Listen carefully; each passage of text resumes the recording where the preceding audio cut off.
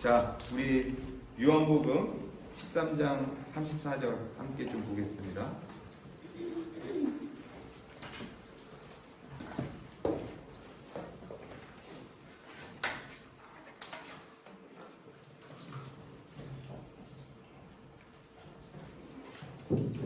우리 같이 한 목소리로 같이 좀 읽겠습니다. 시작. 내가 너희에게 새 계명을 준다. 서로 사랑하여라. 내가 너희를 사랑한 것 같이 너희도 서로 사랑하여라. 네. 지금 저희들이 함께 그리스도인의 신앙의 토대라고 하는 것으로 이제 벌써 설교 8번째인데요. 오늘까지 끝내려고 했는데 다음 주까지 될 것 같아요. 왜냐면 마무리가 나와서 아무리 줄여도 줄여지지가 않아요. 그래서 다음까지 할 것 같은데, 자, 여러분, 이제 우리가 지금 뭘 배우고 있냐면, 정리는 나중에 다음 주에 다시 한번 하겠지만, 어쨌든 우리가 이 땅에서의 삶을 어떻게 살아가야 하느냐, 그리스도인이라고 하는 사람으로서 어떻게 살아가야 되느냐에 대한 이야기를 하고 있고, 첫 번째는 먼저 하나님을 사랑을 하고 있어요. 우리가 예배의 대상이 누구이신지, 사랑의 대상이 누구이신지를 대해서 얘기했고, 그리고 사랑하는 방법, 예배의 방법을 어떻게 내 마음대로 하는 것이 아니라 하나님이 알려주신 방법대로. 왜냐면 전능하신 하나님, 전지하신 하나님께서 우리 가장 합당한 방법으로 알려주신 거죠. 그리고 예배의 태도에 있어서 어떻게 하냐면 온 마음을 다해서 주님을 사랑하라고 얘기하고 있어요. 그리고 나서는 그 안식일에 대한 계명을 통해서 그 일주일에 하루라고 하는 시간을 드리는 그 시간들을 통해서 우리 온 삶의 주인이 하나님이신 것들을 기억하고 그것을 고백하는 그런 하나님을 사랑하는 계명에 대한 것들을 세부적으로 이야기를 나눴습니다. 근데 이것이 중요한 것은 왜 중요하냐면 여러 가지 중요한 이유가 있겠지만 하나님을 사랑하지 않으면 오늘 말씀처럼 서로 사랑하는 것, 이웃 사랑하는 것이 불가능하다는 사실이에요. 그래서 이웃을 제대로 사랑하려면, 이웃을 정말 사랑하려면 하나님을 사랑해야지만 이웃을 사랑할 수가 있습니다. 그 이유에 대한 것들은 좀 더 시간이 필요하긴 한데 어쨌든 그렇다는 것들 여러분들 기억해 주시면 좋을 것 같아요. 먼저 5계명 좀 세부적으로 들어가서 정리는 다음 주에 좀 하도록 하고, 우리 5번째 계명이 뭘까요? 5계명이 뭐죠?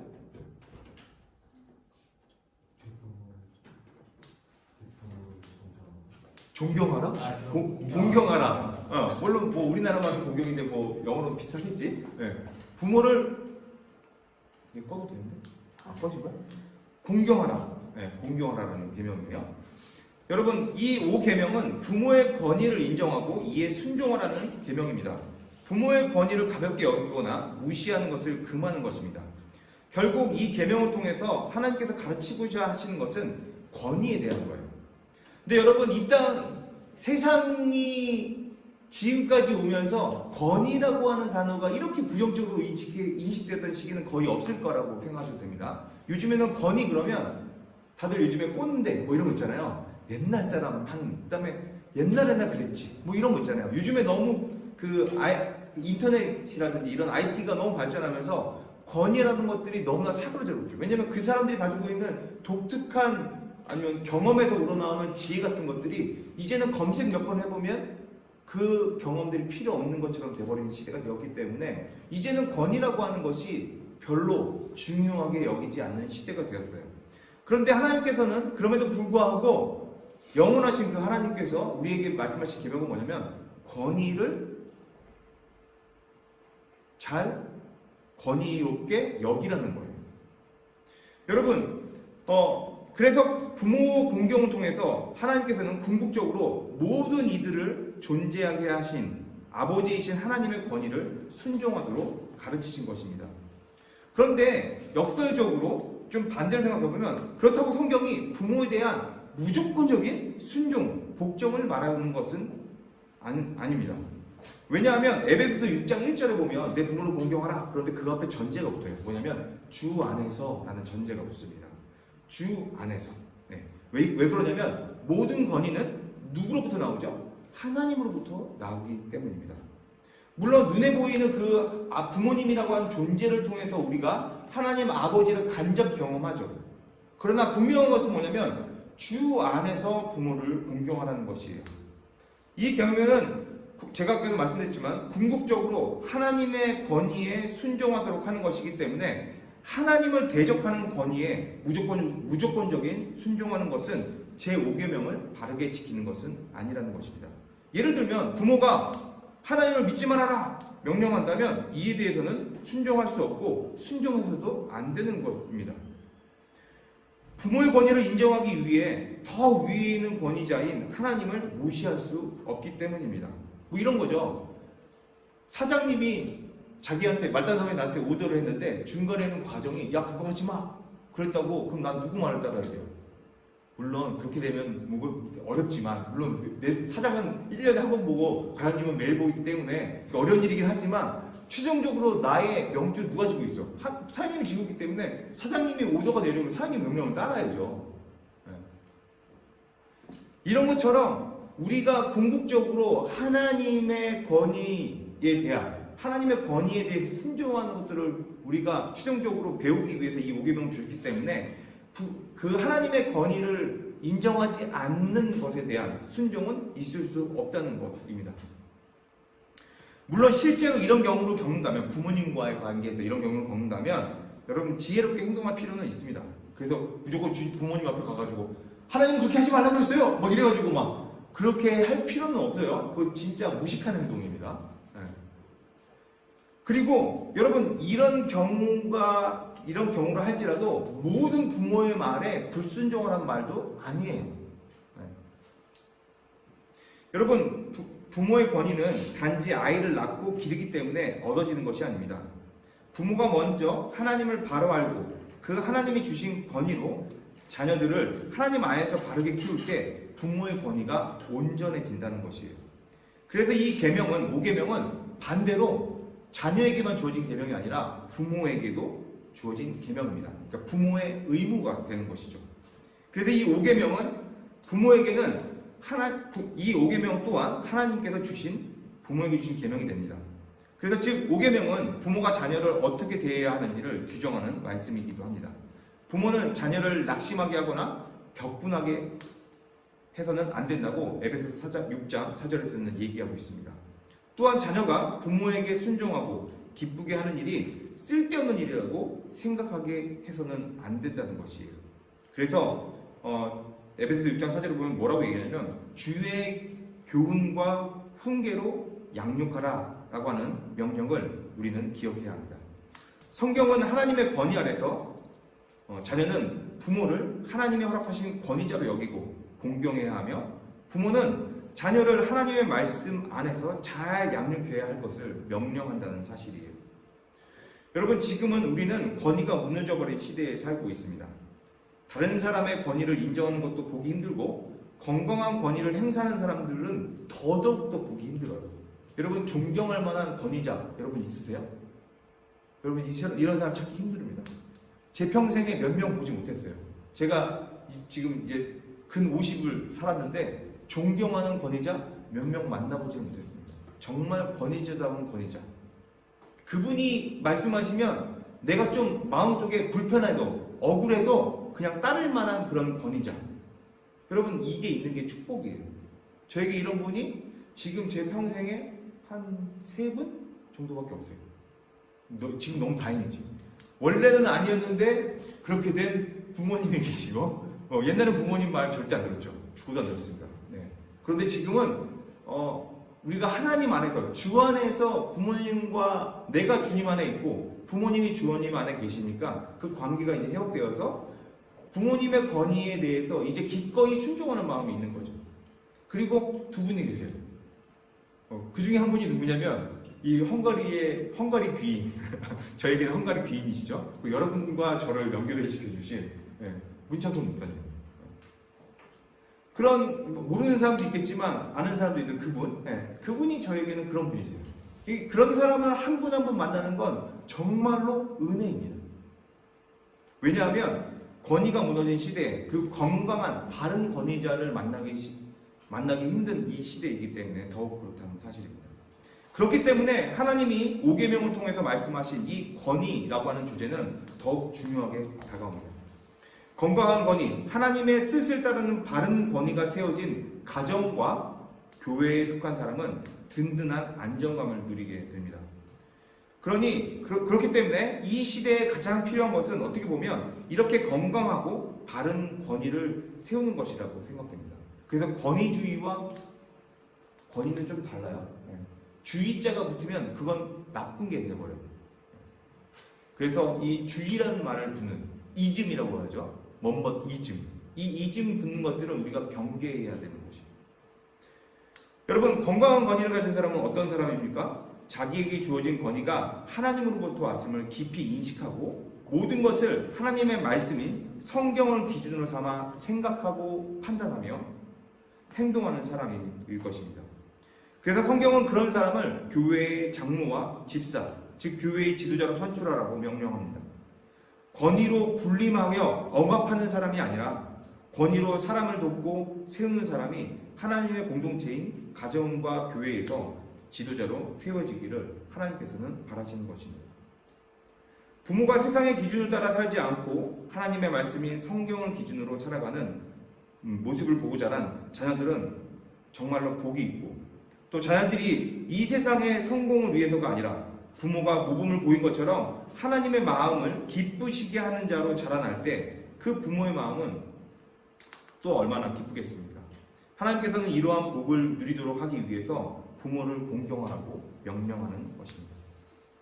그래서 여러분, 가정 안에서도 그렇지만 교회 안에서도 바른 권위를 세워가기 위해 노력하셔야 돼요. 바른 권위가 뭐라고요? 하나님의 말씀에 근거해서 판단하고 생각하고 행동하는 사람들. 바로 그런 사람들이 저와 여러분들이 되어야 하고, 그리고 그런 사람들을 따르는, 인정하고 존중하는 그런 공동체가 되어야 한다는 것이에요. 여러분, 그런 공동체가 있는 사회가 여러분 바른 공동체이고 바른 가정이라는 것이에요. 여러분, 깨어진 가정이 너무나 많잖아요. 왜 그런 가정들이 깨어졌습니까? 그런 깨어진 가정들은 바로 이런 부분들이 잘못되었기 때문에 그런 일들이 일어난다는 것이에요. 그래서 이런 주제에 대해서도 많이 생각해 볼 수 있습니다. 뭐 인종차별이라든지 부양과 양육에 대한 문제라든지, 그 다음에 이 부모와 자녀 간의 문제라면 이런 거겠죠. 자녀를 노후 대책으로 생각하는 문화라든지, 반대로는 부모에게 지나치게 의존하는 문화라든지, 이런 것들이 다 십계명을 통해서 우리가 다루어 볼 만한 그런 주제라는 것이에요. 특별히 여러분들에게 더욱더 그러겠죠. 그래서 우리가 바른 권위 안에서 살아가는 것들을 우리가 배우고, 그 바른 하나님의 말씀을 따라 살아가는 바른 권위를 가진 사람들을 만나는 일들이 여러분들 안에 계속해서 있었으면 좋겠습니다. 제가 아까 전에 주 안에서 순종해야 된다고 얘기했던 것처럼 부모와 자녀 간의 관계도 마찬가지지만 교회 안에서도 마찬가지예요. 여러분들, 주님 안에서 목사라고 다 주님 안에 있는 것 아닙니다. 여러분, 그래서 목사와의 관계 안에서도 제가 주님 안에서 여러분들을 권면할 때 그 말씀을 따라야 하는 거고 순종해야 되겠죠. 그러나 제가 만약 주님의 말씀과 다른 이야기들을 한다면 여러분들이 제 말을 따르는 일은 그것은 하나님의 말씀을 어기는 것이 되는 것이에요. 그래서 여러분들이 잘 분별하고 그런 일들이 여러분들 안에 있었으면 좋겠습니다. 그리고 10번째 계명은 뭐냐면 살인하지 말라는 계명입니다. 이 계명은 생명에 관한 가르침이에요. 여러분, 왜 살인을 하지 말라고 하셨을까요? 인간은 하나님의 형상으로 만들어진 존재이기 때문입니다. 하나님의 형상인 인간의 생명을 해치는 일은 생명의 주인이신 하나님을 대적하는 일이에요.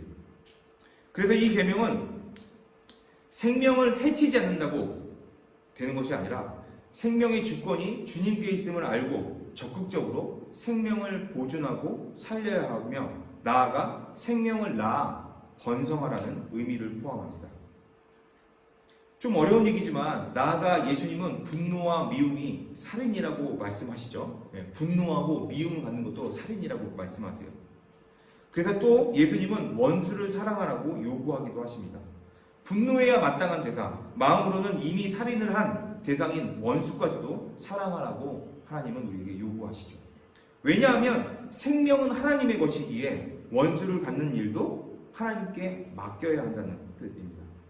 그래서 선으로 악을 이기라고 또한 말씀하시는 것입니다. 우리가 원수까지 사랑해야 하는 이유는 또 있습니다. 물론 힘들어요. 저도 잘 못해요.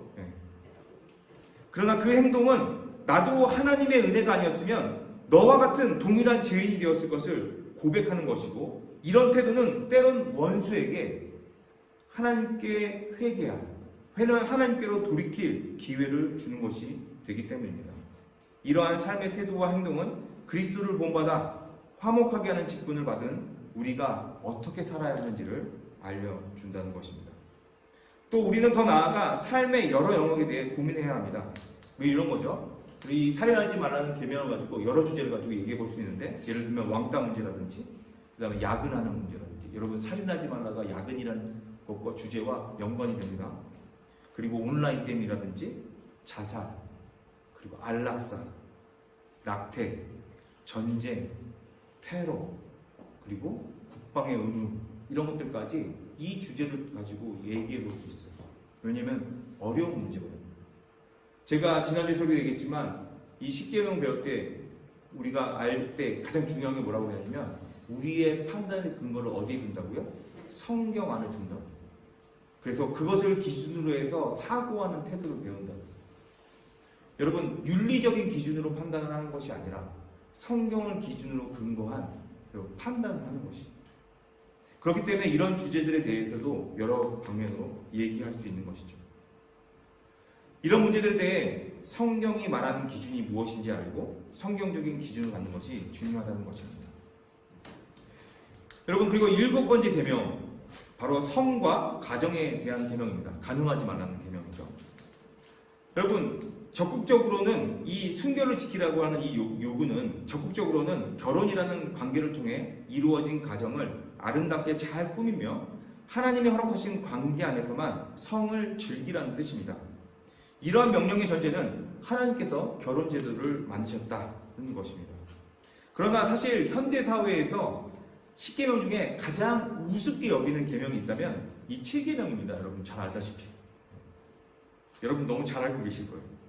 물론 아직까지는 원주괴죄나 강간이나 성추행 등의 사회를 어지럽히는 범죄에 대해서는 금지하고 있고 그것들은 배격해야 된다고 여러분들 당연히 그렇게 생각하겠지만, 그 외에 상호 합의에 의한 혼전 성관계, 그리고 동거 등은 사실 아무런 꺼리낌 없이 행해지며 오히려 순결을 지키는 사람을 고리타분하게 여기고 코미디나 이런 것들의 주제로 사실 많이 사용되죠.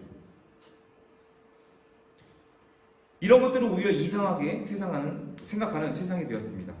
그리고 TV나 컴퓨터, 스마트폰을 통해서 여과 없이 누구에게나 전달되어 빠르게 확산되고 있는 세상입니다. 여러분, 이런 세상 가운데 여러분 그리스도인들은 어떻게 살아야 할까요? 그리고 여러분들이 가지고 있는 성경과 다른 그런 생각들을 여러분 어떻게 수정해야 되고 실제로 어떻게 그렇게 살아야 되나요? 여러분, 사실 성적인 욕구 그 자체는 악한 것이 아닙니다. 악한 것이 아니에요. 그런 게 있는 게 당연한 거예요. 하나님 주신 거예요. 결혼이라는 울타리 안에서 사용하라고 하나님이 주신 축복입니다. 하지만 결혼이라는 관계를 넘어서 사용하면 그것은 죄가 되고 저주가 됩니다. 그것은 성관계가 단순히 몸의 관계를 넘어서 정서적이고 영적인 결합이어서 나 아닌 다른 사람과 가장 친밀함을 느끼는 수단이 뭐냐면 성적인 관계예요. 두 사람이 하나 되는 신비를 경험하게 해주기 때문입니다. 하나님은 남자에게 한 여자를 주셨고 여자에게 한 남자를 주셨습니다. 따라서 남자와 여자로서는 배우자에게만 여러분 살아있는 존재여야 한다는 것이에요. 그 관계 안에서 만족을 누려야 한다고 하나님께서 말씀하십니다. 그 밖에 다른 사람에게서 육체적으로 아니면 정서적으로 영적인 하나됨을 또 그 하나됨의 만족을 누리는 것은 허락되지 않고, 그리고 그것을 간음이라고 얘기하는 거예요. 그리스도인으로서 우리는 세상이 말하는 기준과 타당성을 따르는 것이 아니라 세상이 미련하다고 해서 하나님의 기준이 옳다는 것을 세상이 미련하다고 해도 하나님의 기준이 옳다는 것을 인정하고 그것을 기쁘게 지켜야 합니다. 그리고 세상을 향하여서는 우리의 삶으로 증언해야 합니다. 하나님이 허락하신 결혼이라는 관계는 이렇게 복된 것이고 이렇게 즐겁고 행복하며 아름다운 것이다 라고 전해야 된다는 것이에요.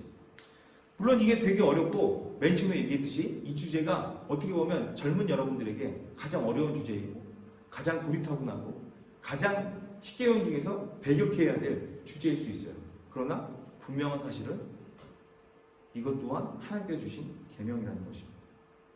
물론 저에게도 가장 피하고 싶은 주제이죠. 왜냐하면 가장 예민한 주제이기 때문에. 그러나 분명한 것은 하나님께서 이 성이라고 하는 문제, 그리고 가정이라고 하는 문제들도 또한 우리에게 주신 계명이라는 것이에요. 여러분, 이와 관련된 주제도 많이 있죠. 동성애라든지, 동성 결혼, 트랜스젠더라든지, 그다음에 이혼 문제, 결혼제도, 혼전 순결, 이런 것들, 이런 모든 문제들 사실 여기서 다룰 수 있는 주제인데 진짜 예민하죠. 그 LGBT에 대한 문제들에 있어서 교회가 너무나 죄악이 여겨왔기 때문에, 왜냐면 등급이 다른 죄로 여겨왔던 거죠.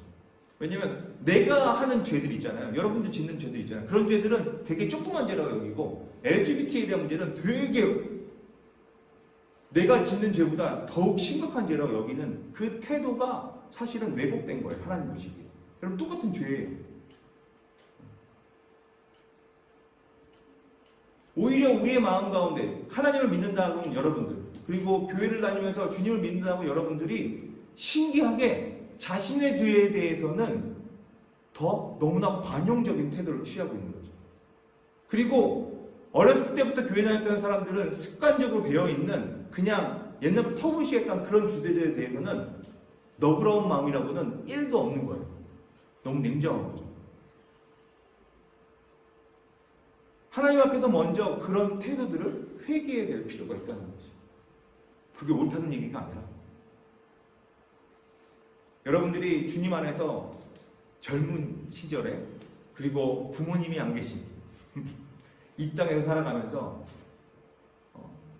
이 계명에 대한 중요성을 여러분들이 잘 이해하시고, 그리고 어떻게 살아가는 것이 하나님을 향하여서 부끄러움 없이, 그리고 올바른 삶을 살아가는 건지.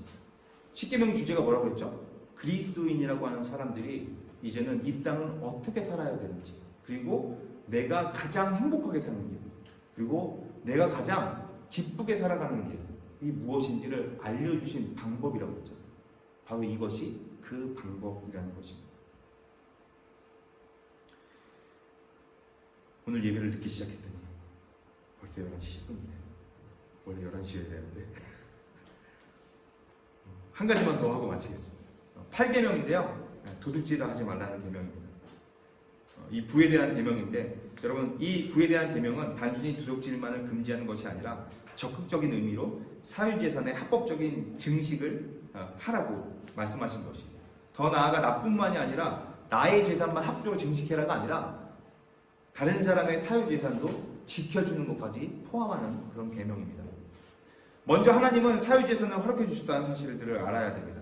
그러나 궁극적으로 모든 소유는 하나님의 것이라는 사실도 성경은 말합니다. 그래서 희년이라는 제도가 있는 거예요. 그 다음에 기업 물을 자라고 하는 제도가 있어요. 성경에 보면. 희년이라는 게 뭐예요? 50년마다 땅을 원래 주인에게 돌려주는 거예요. 그게 희년이라는 제도입니다. 왜냐면 그 땅이라고 하는 것은 누구의 것도 아니고 원래 그냥 있는 것입니다. 하나님께로부터 그냥 받은 것입니다.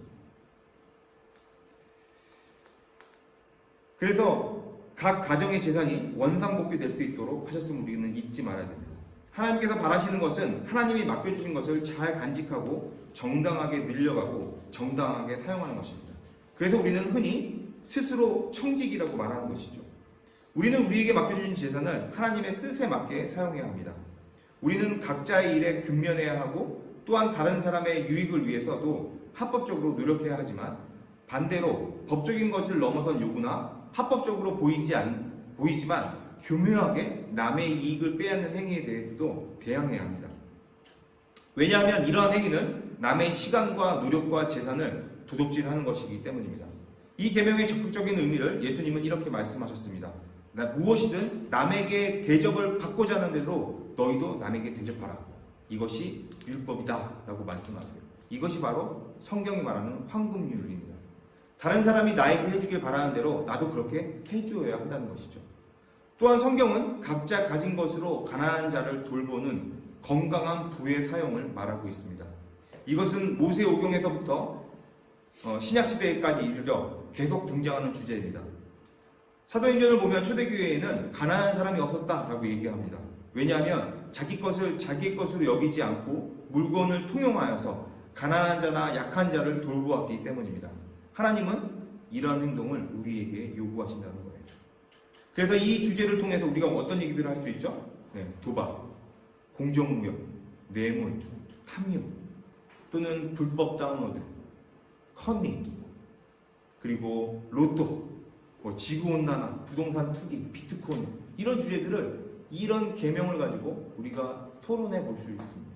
하나님께서 말씀하신 기준이 무엇인지를 놓고 이야기해 볼 수 있어야 한다는 것입니다. 여러분들에게는 이런 주제가 어찌 보면 되게 남의 얘기 같고 먼 얘기 같이 느껴질 수 있을 것 같아요. 그러나 제가 계속해서 말씀드리지만 여러분들이 가장 궁금해하는 내용들, 교회를 다니면서 가지고 있는 그런 질문들의 기초는 사실은 하나님의 말씀을 기준으로 해서 그 이야기들을 할 수 있느냐 없느냐에 대한 문제예요. 그러기 위해서는 뭐죠? 기준을 알아야 된다는 것이요. 하나님께서 무엇을 말씀하셨냐는 것이요. 여러분들의 생각하기에 납득이 되냐 안 되냐가 문제가 아니라 하나님께서 그렇게 말씀하셨냐 아니냐가 문제라는 것이에요. 그리고 그것이 기준이라는 사실입니다. 나의 생각과 하나님의 생각이 맞지 않으면 나의 생각을 주님 앞에 엎드려서 나의 뜻과 생각을 주님께 맞춰야 되는 것이지, 주님의 생각을 나의 뜻에 맞추는 건 있을 수 없는 일이에요. 그러면 그분은 하나님이 아니시죠. 내가 느끼는 감정이 주님 이건 정말 아니에요, 내가 미쳐버리겠는데요? 라고 한다고 하나님의 생각을 나의 생각을 맞춘다면 그분은 하나님이 아니세요. 나의 그 미쳐버리겠는, 나의 싫은 그리고 그 많은 감정들이 아무리 여러분들 사실이라고 여겨질지라도 하나님의 말씀이 그것이 아니라고 말씀하신다면 그것들을 포기해야 하는 것이죠. 그렇기 때문에 그리스도인이 어려운 거예요. 그래서 교회에서 이런 얘기들을 잘 안 하는 겁니다. 왜요? 어려우니까. 서로 껄끄러우니까. 여러분, 제가 이런 얘기를 52주 중에 26주 설교한다고 해보세요. 얼마나 껄끄럽겠습니까? 하나님의 사랑, 은혜 이런 얘기하면 좋은데, 주님이 우리를 조건 없이 사랑하셨습니다 얘기하면 좋은데, 여러분 물론 그렇게 하셨죠. 그러나 조건 없는 사랑을 받은 자가 마땅히 살아야 할 바도 있다는 것이에요. 하나님께서 우리를 조건 없이 사랑해 주셨지만, 조건 없이 사랑해 주셨다고 지금부터 계속 영원토록 네 마음대로 살아라 라고 말씀하신 것은 아니라는 사실입니다. 불편해도 어쩔 수가 없어요. 저도 불편해요. 저도 주님의 말씀 앞에 설 때마다 불편합니다. 여러분들 때문에 불편한 게 아니라 나 때문에 불편하다고. 내 모습 때문에, 내 생각 때문에 주님 앞에 말씀 앞에 설 때마다 불편해요. 그래서 기도하기 싫은 거예요. 그래서 말씀 보기 싫은 거예요. 그게 사랑입니다. 그러나 그 생각들을 바꾸지 않으면 주님 앞에 우리는 그냥 이 정도 수준으로 만족하는 것으로 주님이 날 그냥 괜찮게 생각해 주시겠지 라고 하는 내 생각에 사로잡혀 살아갈 수밖에 없어요. 여러분, 마침내 그날 주님이 다시 오실 때, 마지막 심판대 앞에서 심판해 주러 오실 때 예수님께서 그런 우리의 삶을 보시면서 뭐라고 말씀하실까요? 참 잘하였다, 나의 사랑하는 아들아. 여러분 얘기하실 거예요? 여러분, 실패했냐 성공했냐를 얘기하는 것이 아니라 내 마음 안에 그러한 태도가 있느냐, 그리고 하나님의 말씀을 기꺼이 따를 만한 마음이 있었는지. 비록 넘어지고 자빠지고 했지만 그럼에도 불구하고 내가 방향만큼은 하나님의 말씀을 순종하면서 살아가려고 했는지 하나님께서 그걸 보신다는 거죠. 마치 야곱 아시죠? 야곱이 하나님과 씨름하잖아요. 그렇죠? 씨름해가지고 어떻게 되죠? 여기 편익이 부러졌어요. 그럼 어떻게 해요? 쩌뚝쩌뚝이면서 가요, 야곱이. 여러분, 그런 거예요, 우리 인간의 삶이란. 여러분, 완벽해 보이는 사람이 있으세요? 하나님 안에서 저 사람 진짜 너무 완벽한 사람 같아. 그럼 그건 모르는 거예요. 멀리서 보면 사람의 인생은 어떻게 해요? 멀리서 보면 희극이고 가까이서 보면 비극이라고 그러잖아요. 누구나 사람은 다 그런 거예요. 여러분 삶이 힘들지라도 버거울지라도 그럼에도 불구하고 그 야곱처럼 환도뼈가 불었던 그 야곱처럼 그냥 하나님을 향하여서 하나님의 말씀을 따라서 한 걸음 한 걸음 나아가는 거예요. 그런 일들이 여러분 표정 너무 안 좋아.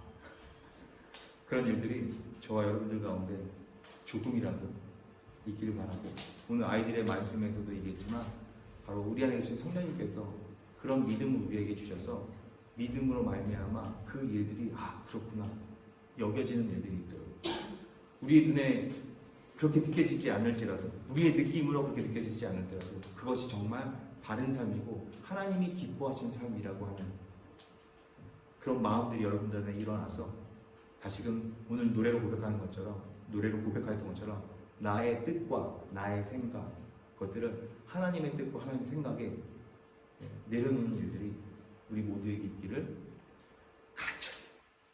간절히 축복하고 싶습니다. 기도하겠습니다.